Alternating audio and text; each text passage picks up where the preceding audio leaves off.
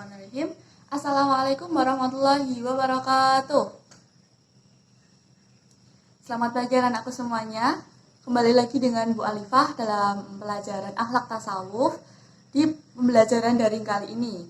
Oke, seperti biasa, sebelum kita memulai pelajaran, alangkah baiknya jika kita membaca doa akan belajar dan nanti dilanjutkan dengan membaca surat Ad-Duha. Oke, yang di rumah semuanya juga harus ikutan membaca ya. Oke, kita mulai. Wahid isnani salasah. Bismillahirrahmanirrahim. Raditu billahi rabbah wa bil islami dinah wa bi Muhammadin nabiyya wa rasulah. Rabbi zidni ilma warzuqni fahma. Amin. Bismillahirrahmanirrahim. Wadduha wallaili idza saja ma watta'aka rabbuka wa ma qala walal akhiratu khairul laka minal ula wala sawfa yu'tika rabbuka fatarda alam yajidaka yatiman fa'awa wa wajadaka dhalan fahada wa wajadaka ailan fa'aghna fa'ammal yatima fala taqhar wa ammas sa'ila fala tanhar wa amma bi ni'mati rabbika fahaddits. Oke, sekarang guru mau tanya, gimana kabar kalian hari ini? Semoga kalian selalu dalam keadaan baik dan sehat walafiat. Ya, walaupun pembelajaran masih dilakukan dalam keadaan daring, ya dikarenakan pandemi juga belum berakhir. Pokoknya Bu Guru harap kalian harus tetap semangat dalam belajar. Kalau keluar rumah, jangan lupa pakai masker, jaga jarak, dan juga rajin cuci tangan ya. Oke, jadi hari ini kita akan belajar mengenai kisah seorang yang durhaka kepada Allah Subhanahu wa Ta'ala, yaitu Qarun. Nah, minggu kemarin kan kita belajar Bu Guru yang menjelaskan. Kalau minggu ini, nanti kalian belajarnya melihat video yang akan Bu Guru tayangkan setelah ini ya. Dan nanti untuk tugas beserta absensinya ada di akhir video. Pokoknya nanti kalian lihat video ini sampai selesai. Habis itu kalian melakukan absensi dan mengerjakan tugas di link yang akan Bu Guru kasih di akhir video. Oke, bisa dimengerti? Kisah tenggelamnya harta si Qarun. Kisah ini disebutkan dalam Al-Quran Surat Al-Qasas ayat 76-83. Dalam kisah ini, Allah memberikan pelajaran tentang seseorang yang suka membanggakan diri selama hidup di dunia dan pada akhir hayatnya terkubur bersama harta bendanya. Al-Kisah, di suatu daerah dekat Mesir, hiduplah seorang laki-laki yang sangat miskin bernama Qarun. Diketahui bahwa laki-laki ini adalah sepupu Nabi Musa, anak dari paman Nabi Musa yang bernama Yashar, adik kandung Imran, ayah Musa. Suatu hari, Qarun dikunjungi oleh seseorang. Ternyata yang datang adalah Nabi Musa. Beliau datang berkunjung untuk menanyakan kabar saudaranya itu. Assalamualaikum warahmatullahi wabarakatuh. Waalaikumsalam warahmatullahi wabarakatuh. Wahai saudaraku, bagaimana kabarmu? Seperti inilah keadaanku, wahai Musa. Aku sangat miskin, sampai-sampai tidak memiliki apapun untuk dimakan.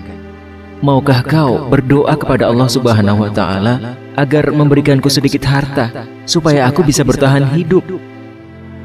Mendengar hal tersebut, Nabi Musa sangat iba dan berdoa kepada Allah agar saudaranya Qarun diberi kecukupan harta.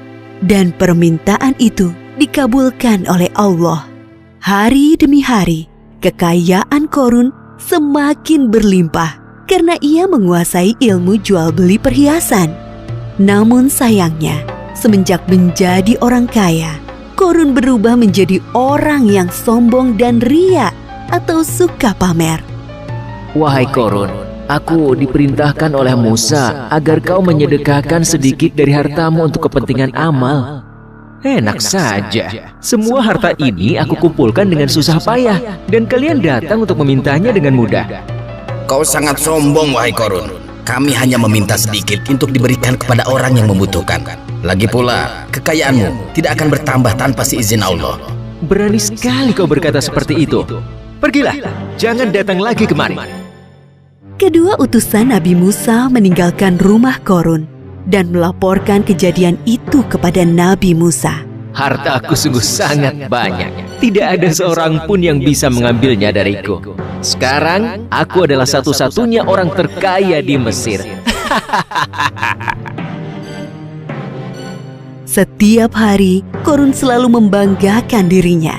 Ia sering berjalan-jalan keluar istana, mengenakan pakaian mewah, dikawal oleh para pria perkasa untuk berkeliling memamerkan kekayaannya. Untuk membawa kunci-kuncinya, tak sanggup hanya dengan satu pelayan yang berotot kekar. Wah, lihatlah Korun itu. Sekarang ia sangat kaya. Jubah yang dikenakannya berlapiskan emas yang sangat berkilau. Benar, saudara. Tapi sayangnya dia sangat sombong. Ia lupa bahwa semua harta itu milik Allah dan akan kembali kepada Allah. Nabi Musa dan pengawalnya mendatangi Korun di sebuah pasar tempatnya berjual beli emas. Wahai Musa, apa yang membuatmu jauh-jauh datang menemuiku? Kalau kau kesini hanya untuk meminta emas-emasku, sebaiknya pulanglah. Aku tidak akan memberikannya sepeser pun kepadamu. Wahai Korun, tidak ingatkah masa lalumu? Dulu kau begitu miskin, sampai Allah memberikanmu semua kekayaan ini. Ingatlah wahai Korun. Itu masa lalu, wahai Musa. Semakin hari hartaku semakin bertambah.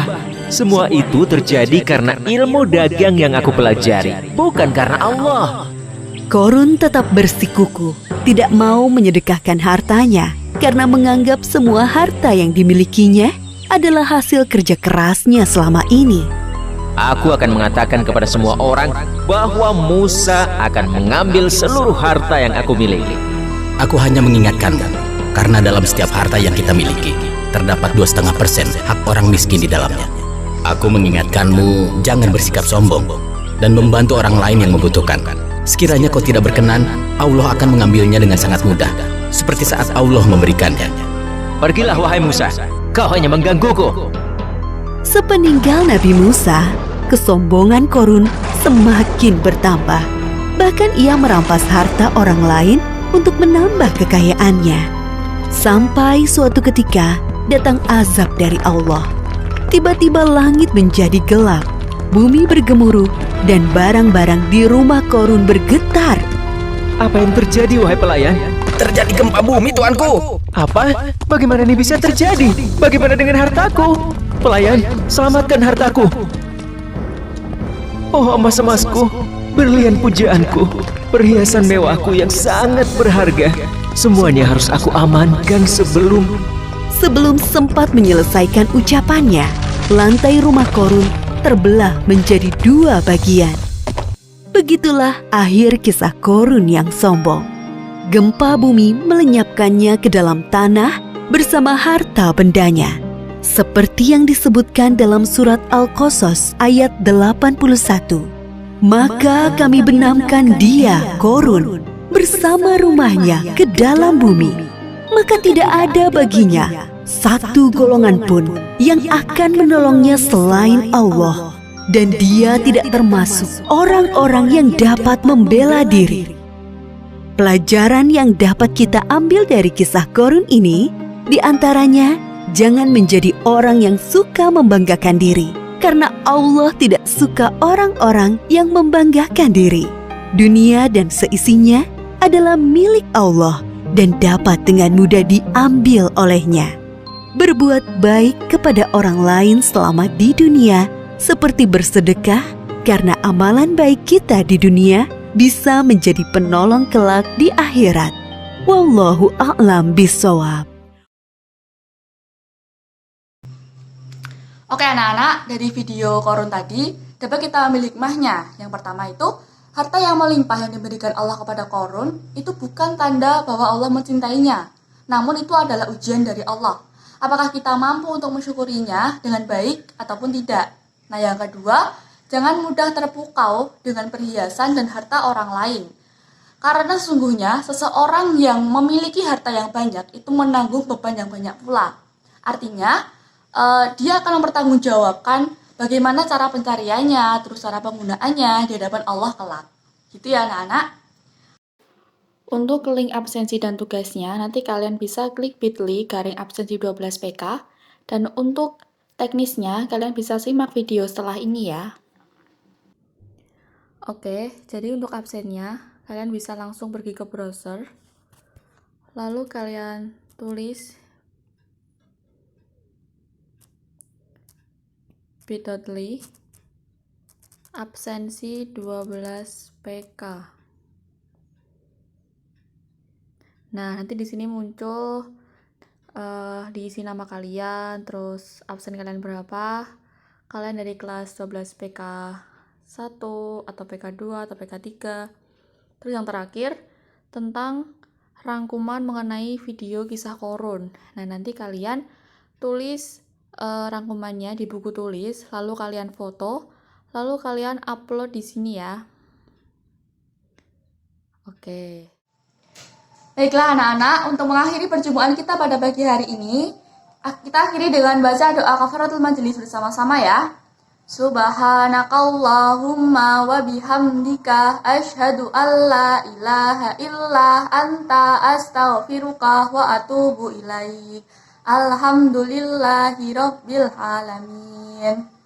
Oke, pokoknya pesan buku untuk kalian, jaga selalu kesehatan kalian. Kalau keluar rumah jangan lupa pakai masker, selalu cuci tangan, dan juga jangan lupa jaga jarak ya. Akhirul kalam. Wassalamualaikum warahmatullahi wabarakatuh.